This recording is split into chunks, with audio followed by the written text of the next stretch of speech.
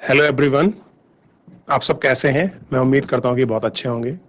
और बच्चों, आपको जैसा पता है कि हमारा 9th क्लास है और हम लोग आपका पॉलिटिकल साइंस में आपका चैप्टर नंबर 2 वो आपका देख रहे हैं, संविधान का निर्माण।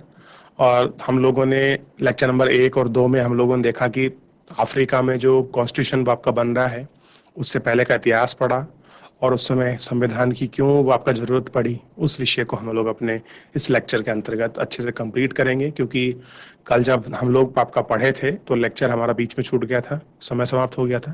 तो आज हम लोग वहाँ से ही आगे अपना कंटिन्यू करेंगे। और ध्यान दीजिए, मैंने एक आपको प्रश्न बताया था कि हम लोगों को संविधान की आवश्यकता क्यों पड़ती है। आखिर हम संविधान को क्यों बनाते हैं, या कोई भी देश अपना संविधान क्यों रखता है। इस सब विषय को हम लोग, जो आपकी मूलभूत चीजें थी, हम उनकी आपका बात कर रहे थे। उन सारे चीजों में हम लोग आपका देख रहे थे। क्लियर है बच्चों? तो आज के लेक्चर अंतर्गत हम लोग वहां से ही अपने अपने लेक्चर को आगे कंटिन्यू करेंगे और चीजों को समझेंगे और उसकी व्यापकता क्या है कि हम लोगों को संविधान की जरूरत पड़ती है, संविधान का निर्माण होता कैसे है, कौन कौन से मूलभूत आधारित वो आपके तत्व हैं, कौन से विचार हैं। उन सब चीजों को हम लोग अपने लेक्चर के माध्यम से बहुत अच्छे से पढ़ेंगे और जानेंगे। मेरे प्यारे बच्चों, अगर आपका कोई भी इस लेक्चर से संबंधित जो हम लोग टॉपिक पढ़ रहे हैं उसमें कोई आपका डाउट हो, आपका किसी प्रकार कोई भी आपका प्रश्न हो, जो चीज आपको समझ नहीं आ रही है, लाइव जुड़कर चैट के माध्यम से आप अपना प्रश्न हमसे पूछ सकते हैं। ठीक है बच्चों, हम चलते हैं सीधा डिजिटल बोर्ड की तरफ। देखिए बच्चों, हम लोग देख रहे थे हमें संविधान की जरूरत क्यों पड़ती है, इसको हम लोग आपका देख रहे थे। और हमने उन सारे कारणों को भी पढ़ा था कि हमें संविधान की जरूरत क्यों होती है। उन सारी चीजों को हम लोग एक एक करके बहुत अच्छे से हम लोग उनको समझने का आपका प्रयास कर रहे थे। क्लियर है? और उसी के साथ हम लोग आपका देख रहे थे कि कैसे श्वेत और अश्वेत लोग दोनों अपने जो उनके हित थे, उन हितों के लिए वो आपका चिंतित थे। उन हितों को हम लोग आपका देख रहे थे और उनको जान भी रहे थे कि आपका किस प्रकार वो उन लेक्चरों के प्रति आपके संवेदनशील रहे। ठीक, अब समझिए, हम लोग जो था कल बच्चों, यहाँ तक हम लोग अपना अंतिम कर लिए थे कि जितने भी अल्पसंख्यक गौरों को क्या थी, अपनी संपत्ति और जो उनके विशेषाधिकार थे उनकी क्या थी, आपकी चिंता थी। क्योंकि अल्पसंख्यक का मतलब था बच्चों, कोई एक वर्ग समूह जो दूसरे की संख्या की तुलना में कम हो, ऐसे को हम लोग क्या बोलते हैं, अल्पसंख्यक बोलते हैं। जैसे अगर आप लोग अफ्रीका के अंदर देखेंगे तो अफ्रीका के अंतर्गत जो लोग आपके श्वेत थे वो उनकी संख्या कम थी, किनसे, अश्वेत लोगों से। तो वो क्या हो गए, अल्प माने होता है कम, और संख्या को तो भाई नंबर होता ही है। ठीक, यानी कि अल्पसंख्यक का मतलब किसी के वर्ग की तुलना में कोई दूसरा वर्ग कम है, संख्या में कम है, हम उसको अल्पसंख्यक कहते हैं। आइए हम लोग विचार करते हैं अपने लेक्चर पर। लंबे समय तक चली बातचीत के बाद दोनों पक्ष समझौते का रास्ता अपनाने को तैयार हुए। ठीक, गोरे लोग बहुमत के शासन का सिद्धांत और एक व्यक्ति को एक वोट मान गए। वे गरीब लोगों और मजदूरों को कुछ बुनियादी अधिकार भी सहमत हुए। अब उन्होंने कोशिश कर ली कि जो एक व्यक्ति होगा और एक व्यक्ति का एक वोट को मान लिया गया, लोगों के और आपके मजदूरों के जो कुछ आपके बुनियादी अधिकार हैं वो उन पर क्या हो गए, आपके सहमत हो गए कि जो उनके बेसिक जो उनके राइट्स हैं वो उनको मिलने चाहिए। आश्वेत लोग भी इस बात पर सहमत हुए कि सिर्फ बहुमत के आधार पर सारे फैसले नहीं होंगे। क्या नहीं होंगे कि हम लोग बहुमत के आधार पर हम लोग सारे फैसले नहीं कर सकते। वे इस बात पर सहमत हुए कि बहुमत के जरिए आश्वेत लोग अल्पसंख्यक गोरों की जमीन जायदाद पर कब्जा नहीं करेंगे।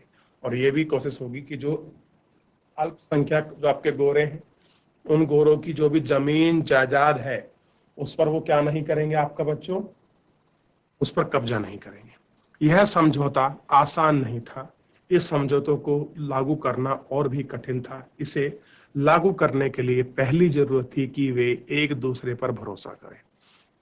देखिए क्या करना था उन्हें, एक दूसरे पर भरोसा करें। और अगर वे एक दूसरे पर भरोसा कर भी लेते हैं तो क्या गारंटी है कि भविष्य में इसे तोड़ा नहीं जाएगा। मान लीजिए अभी तो फिलहाल वो आपका बिलीव कर रहे हैं एक दूसरे पे, और ऐसा क्या कारण है, कैसे विश्वास दिलाएं कि जो भरोसा बना हुआ है उस भरोसे को कोई नहीं तोड़ेगा। ठीक उस गारंटी की ये कैसे बात करें, कैसे चिंता करें, ये एक बहुत बड़ा अपने आप में व्यापक बच्चों क्या था, प्रश्न था। ऐसी स्थिति में भरोसा बनाने और बरकरार वहां रखने का एक तरीका है कि जो बातें तय हुई हैं उन्हें लिखत पढ़त में लाया जाए, जिससे सभी लोगों पर उन्हें मानने की बाध्यता रहे। क्या रहे? कुछ ऐसी चीज लाई जाए कि जिससे क्या हो बच्चों, ध्यान रखिए, लिखत पढ़त में लाया जाए, जिससे क्या हो, आपका सभी लोगों पर मानने के लिए बाध्यता हो। अब जैसे आप ये मान लीजिए कि अभी गोरों और कालों के बीच ही बात हो गई कि गोरों की जो आपकी संपत्ति है, काले लोग उनको आपका नहीं कब्जाएंगे। अब ये बैठक में हो गया, और भविष्य में क्या करने लगे, जो काले लोग हैं वो गोरे लोगों की आपकी जमीन कब्जाने लगे, और बाद में कहने लगे ऐसा कहाँ लिखा है, और कहाँ हमने बाप का वादा किया था कि हम लोग ऐसे करेंगे। तो उसका कुछ लिखा हुआ एविडेंस होना चाहिए ना।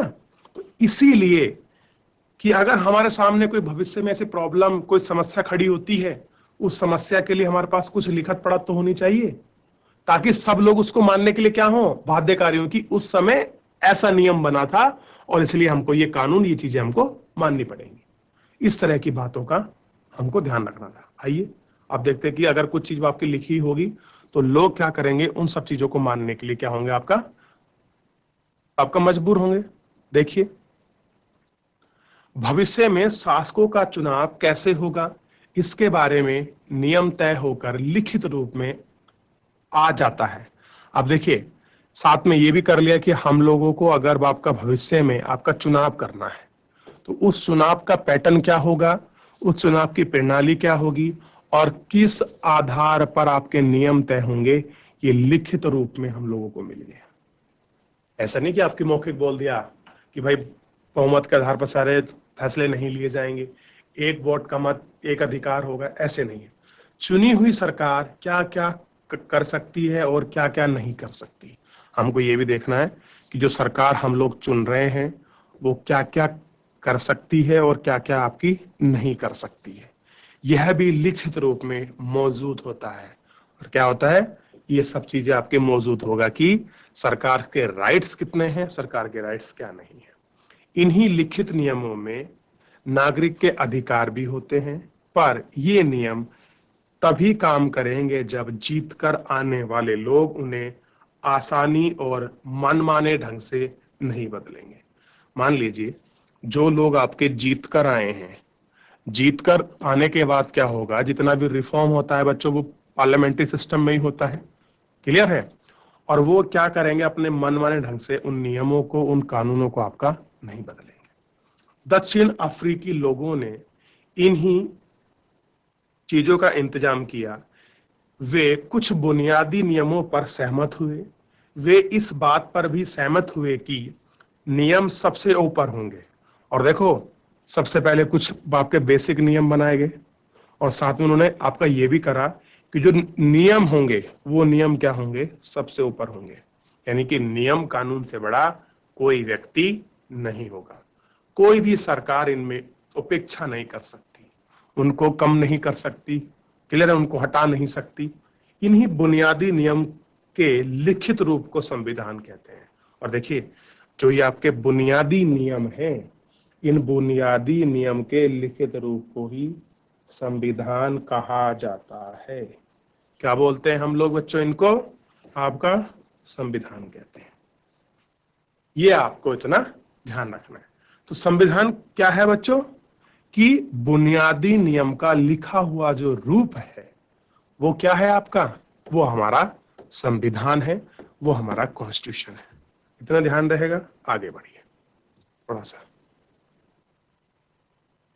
संविधान रचना सिर्फ दक्षिण अफ्रीका की ही खासियत नहीं, हर देश में अलग अलग समूह के लोग रहते हैं। संभव है कि उनके रिश्ते दक्षिण अफ्रीका के गोरे और काले जितने कटुतापूर्ण नहीं होंगे।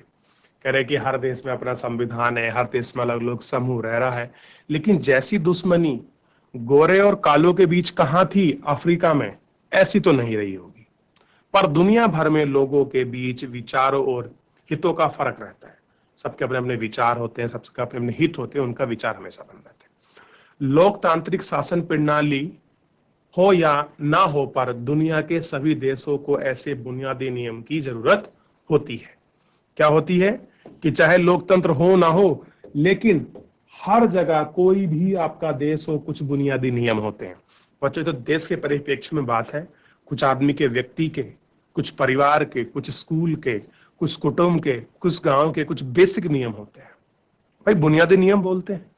जैसे आप देखिए, आपके एक बहुत बड़ा आपका बुनियादी नियम, हम कभी झूठ नहीं बोलेंगे, झूठे का साथ नहीं देंगे, हम कभी चोरी नहीं करेंगे, हम किसी के गलत काम में भागीदारी नहीं बनेंगे।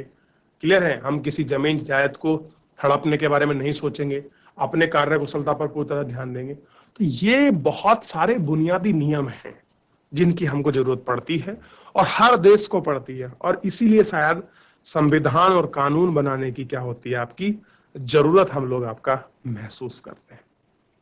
हर संगठन के फायदे कानून होते हैं, संविधान होता है। इस तरह आपके इलाके का कोई क्लब हो या सरकारी संगठन या फिर राजनीतिक दल, सभी को एक संविधान की जरूरत होती है। देखिए, ध्यान रखना है कि हर संगठन के कायदे और कानून आपके बने होते हैं, नियम होता है। देखिए, आपके स्कूल का भी, आपका स्कूल भी एक आपका संगठन है, संस्था है, उसमें भी कुछ नियम होंगे, कुछ कानून होंगे, कुछ संगठन होंगे, उनका भी क्या होता है, सबका अपना संविधान होता है। अब इसमें चाहे कोई आपका क्लब हो, सहकारी संगठन हो या फिर राजनीतिक दल हो, का भी एक संविधान होता है। हर राजनीतिक पार्टी का एक कॉन्स्टिट्यूशन होता है। ध्यान रखिए बच्चों कि किस व्यक्ति को क्या पद मिलेगा, कैसा उसका काम होगा, क्या अनुरूपता होगी, किस आधार पर चीजें होंगी, ये हर एक का कानून बना होता है।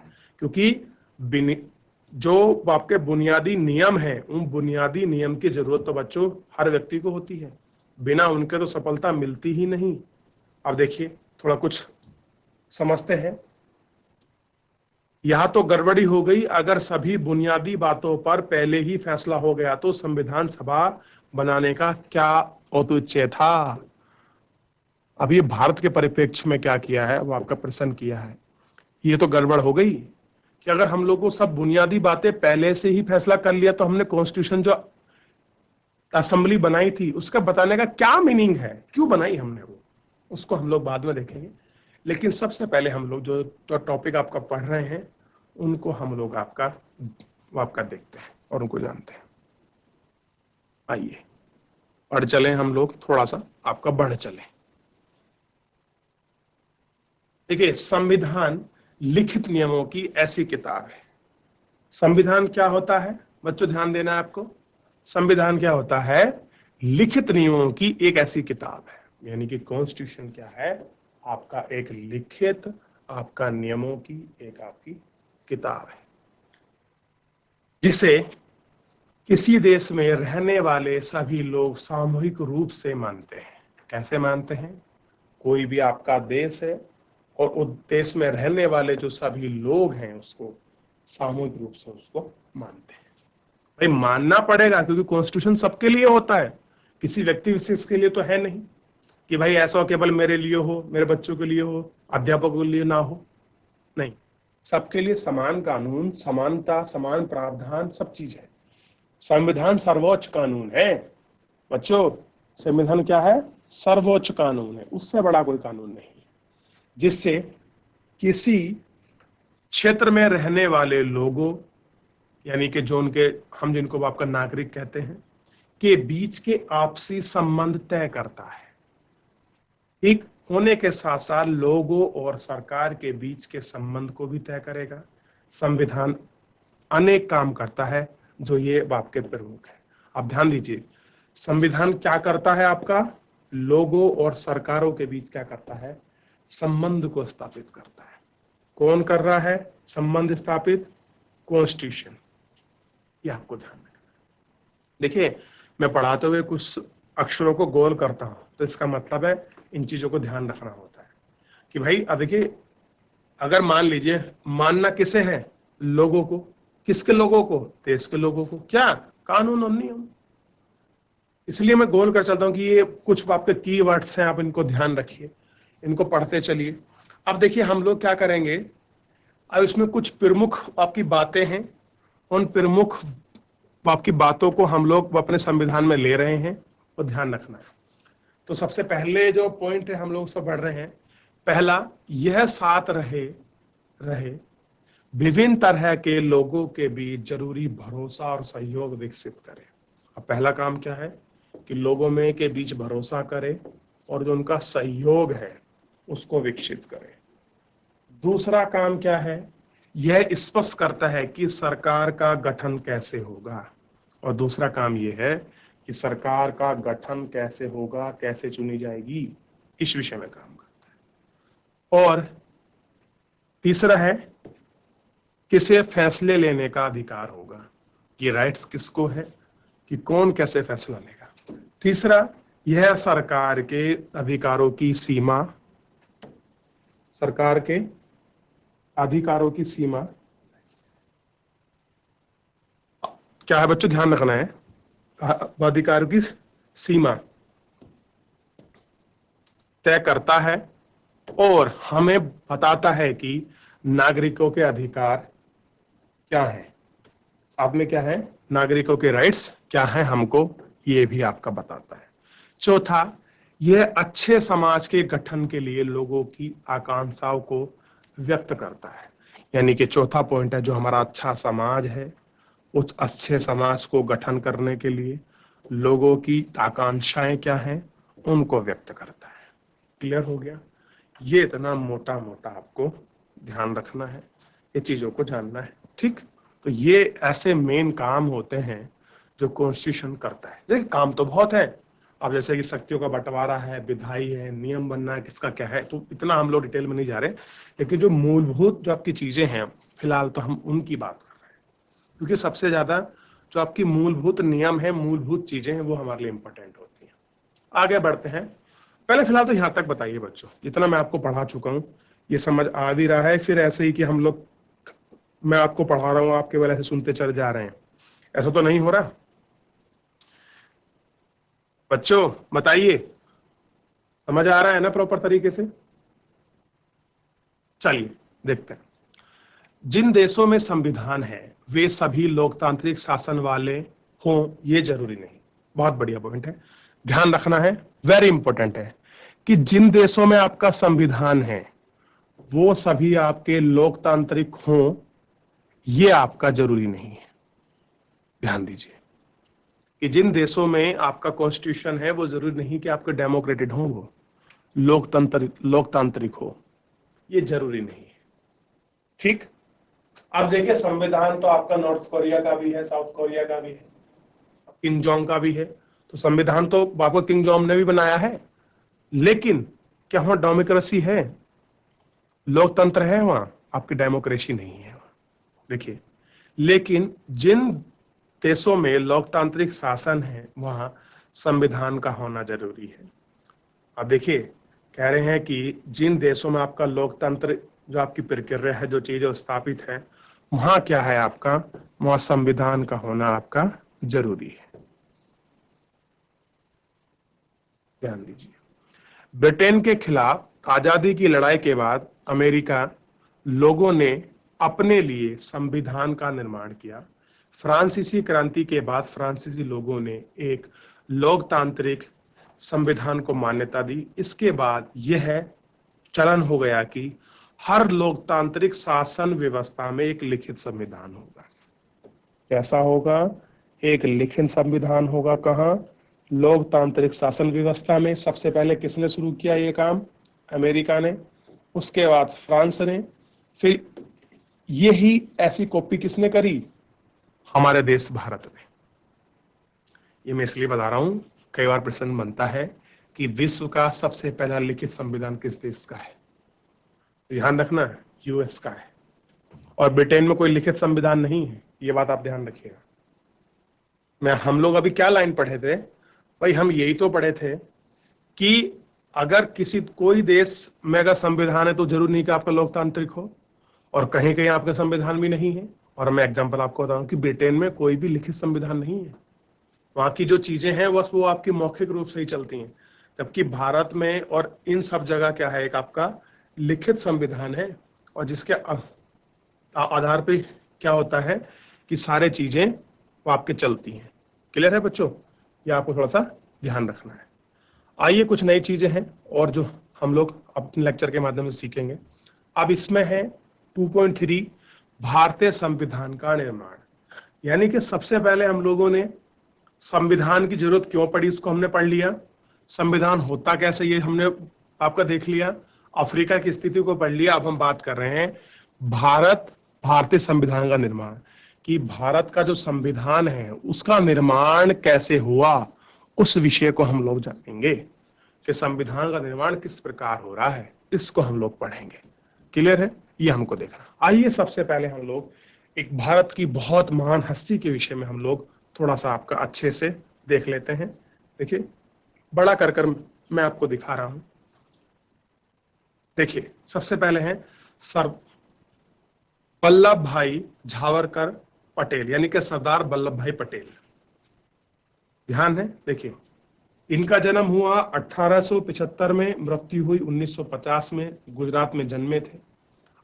जब हमारी पहली सरकार बनी थी, अंतरिम सरकार, उसमें गृह मंत्री भी रहे, उप प्रधानमंत्री भी रहे, सूचना एवं आपके प्रसारण मंत्री भी रहे, वकील थे, बार लोधी जो आपका किसान आपके सत्याग्रह था वहां उसके नेता थे, और सबसे बड़ा ने जो काम किया था, भारतीय रियासतों का विलय करने में महत्वपूर्ण आपकी भूमिका निभाई, और बाद में वो क्या बने बच्चों?